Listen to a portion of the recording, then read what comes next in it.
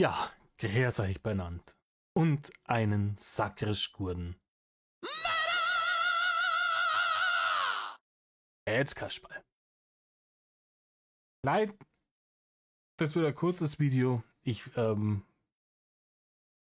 mir, es ist angebracht, dass ich mich einmal bedanke bei euch,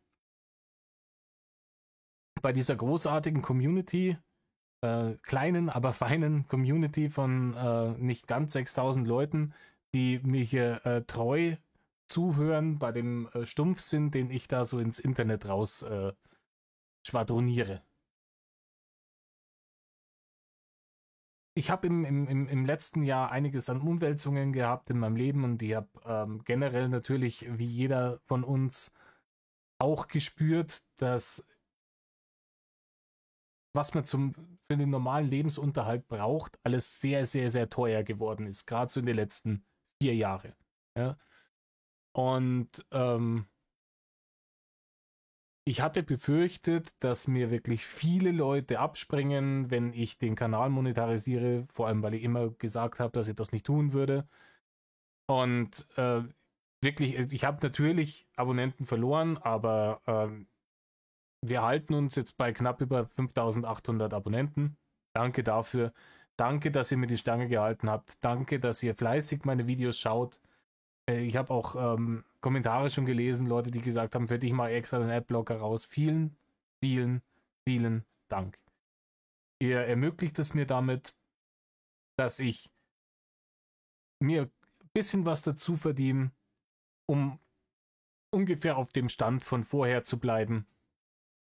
Finanziell. Also ich mache jetzt da keine Riesensprünge, das ist ja Taschengeld.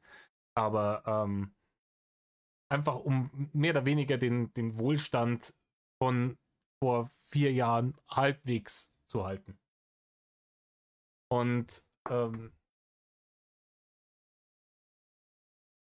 ermöglicht es mir und uns damit auch unsere große Leidenschaft. Wir haben jetzt, ich verspreche es euch, es werden nicht mehr. Wir haben jetzt unsere 6 Katzen, wir sind sehr happy damit.